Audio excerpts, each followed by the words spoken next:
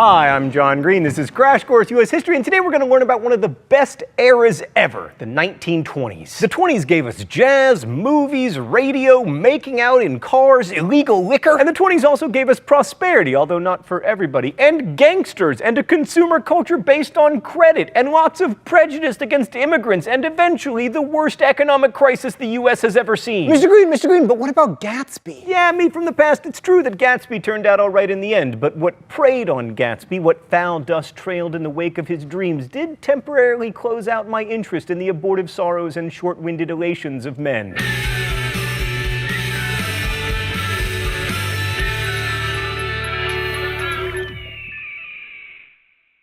So there's a stereotypical view of the 1920s as the Roaring '20s, a decade of exciting change and new cultural touchstones, as well as increased personal freedom and dancing. And it really was a time of increased wealth. For some people. The quote of the decade has to go to our famously taciturn president from Massachusetts, Calvin Coolidge, who said, "The chief business of the American people is business." Jay-Z would later update this for the 21st century, noting, "I'm not a businessman, I'm a businessman." But anyway, during the 1920s, the government helped business grow like gangbusters, largely by not regulating it much at all. This is known as laissez-faire capitalism, or laissez-faire capitalism if you're good at speaking French. The Republican Party dominated politics in the 1920s, with all the presidents elected in the decade being staunch conservative Republicans. The federal government hewed to the policies favored by business lobbyists, including lower taxes on personal income and business profits, and efforts to weaken the power of unions. Presidents Harding, Coolidge, and Hoover stocked the boards of the Federal Reserve and the Federal Trade Commission with men who shared their pro-business views,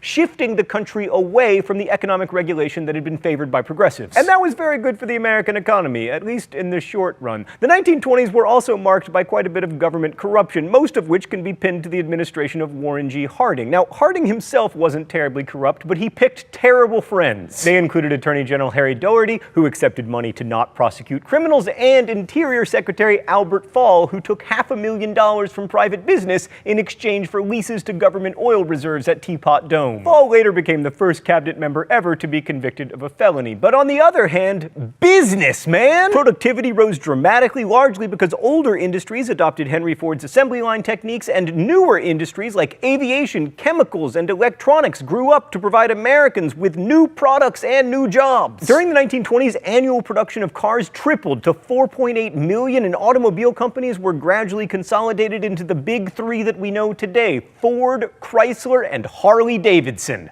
What? General Motors. By 1929, half of all American families owned a car, and thus began the American love affair with the automobile, which is also where love affairs were often consummated. Which is why in the 1920s, cars came to be known as scootily-pooping chariots. What's that? They were called brothels on wheels. And the economy also grew because American corporations were extending their reach overseas, and American foreign investment was greater than that of any other country. The dollar replaced the pound as the most important currency for trade, and by the end of the decade, America was producing 85% of the world's cars and 40% of its overall manufactured goods. Stan, can I get a libertage?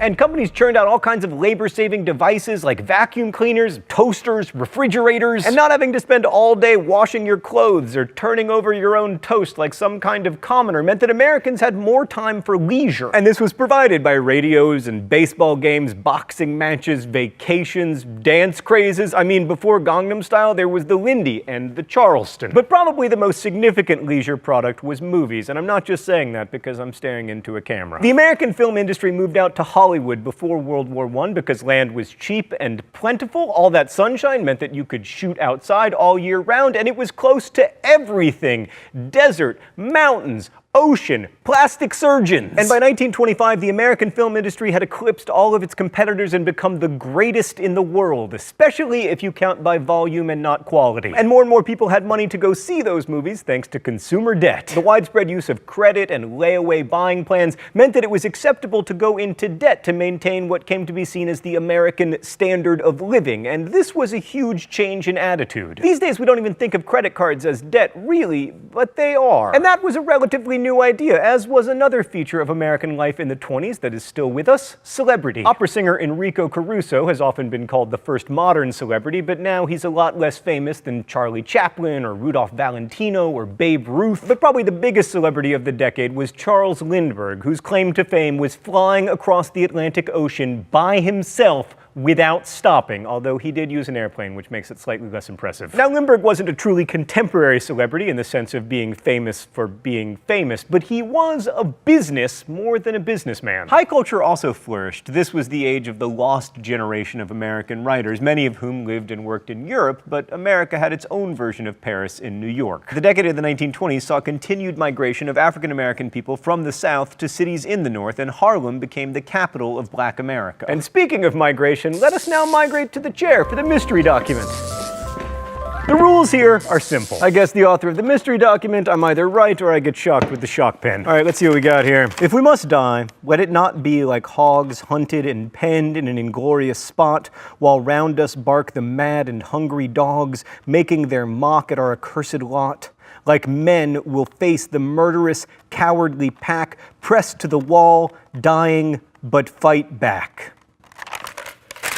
Stan, thank you for the poetry. I appreciate that. It's not some obscure document from 18th century blah, blah, blah. It's Claude McKay, Harlem Renaissance poet. The poem is called If We Must Die. Oh, it's the only thing in the world I'm actually good at. Now, I know this from the imagery alone, especially the line about mad and hungry dogs that would figuratively and literally make up the mobs at the lynchings. But the giveaway here is the ultimate sentiment that we will fight back. This was part of the spirit of the Harlem Renaissance, which rejected stereotypes and prejudice and sought to celebrate African American experience. Meanwhile, things were changing for women as well, as they found new ways to express autonomy. Flappers kept their hair and skirts short, smoked and drank illegally in public, and availed themselves of birth control. And marketers encouraged them to buy products like cigarettes, christened Torches of Freedom by Edward Bernays. Liberation had its limits, though. Most women were still expected to marry, have children, and find their freedom at home through the use of washing machines. But the picture of prosperity is, as usual, more complicated than it at first appears. The fact that so many Americans were going into debt in order to pursue the American dream meant that if the economy faltered,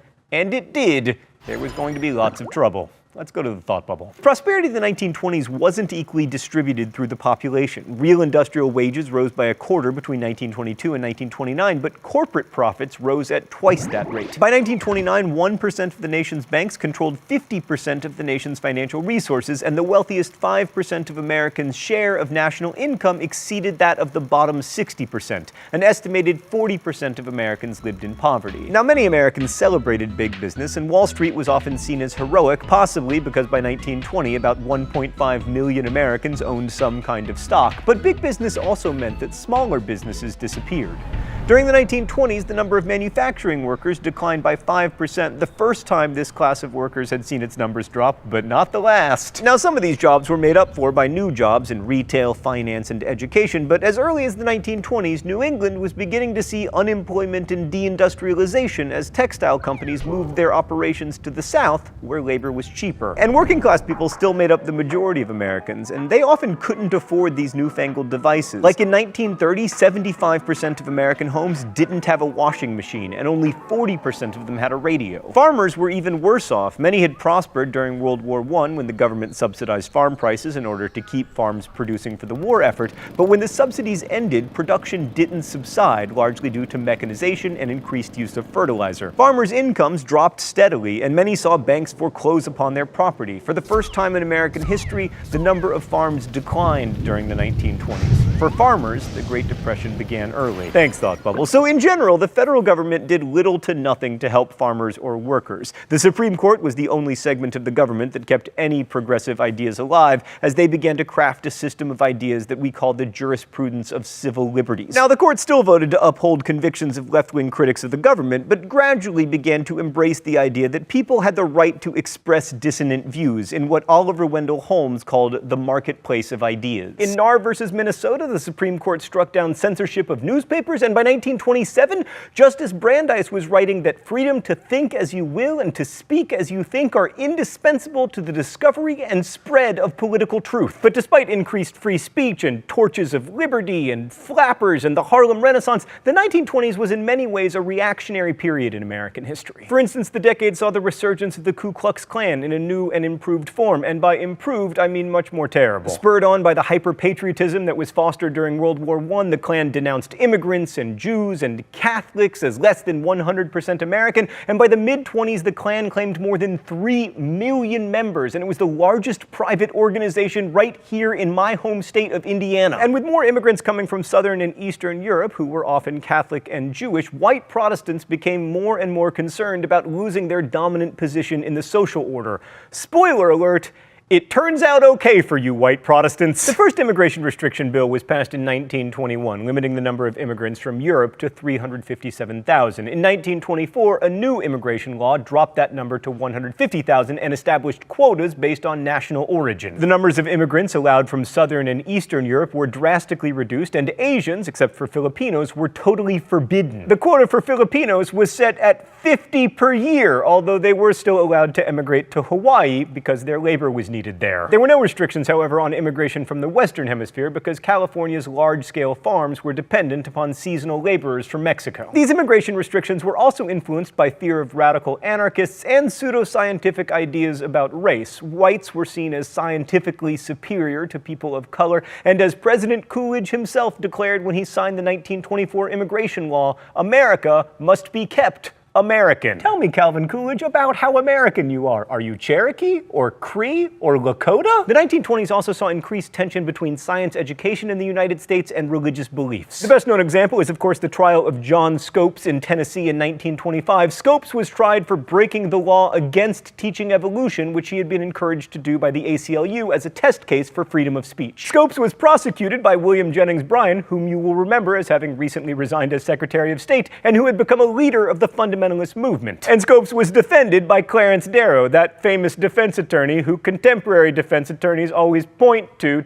argue that defense attorneys aren't all scum. Scopes and Darrow actually lost the trial, but the case drew national attention and ultimately led to evolution being taught in more American schools. The Scopes trial is often seen as a victory for free thinking and science and modernism, and I suppose it was, but for me, it's more a symbol of the contradictions of the 1920s. This is the decade that gave us mass consumer culture and celebrity worship, which are important and very complicated legacies, and it also saw the birth of modern conceptions of civil liberties. It was a period when tolerance became an important value, but at the same time, it saw a rise in lynchings. Immigrants were necessary for the economic boom of the 1920s, but at the same time, their numbers were restricted as they were seen as a threat to traditional American values. And that raises a question that we're still struggling with today. What are those values? I don't mean that rhetorically. Let me know in comments. Thanks for watching. I'll see you next week. Crash Course is produced and directed by Stan Muller. Our script supervisor is Meredith Danko. The associate producer is Danica Johnson. The show is written by my high school history teacher, Raul Meyer, Rosiana Rojas, and myself, and our graphics team is Thought Cafe. I nailed that. Every week there's a new caption for the Libertage. You can suggest your own in comments or ask questions about today's video that will be answered by our team of historians. Thank you for watching Crash Course. If you enjoyed today's episode, make sure you've subscribed, and as we say in my hometown, don't forget to be awesome.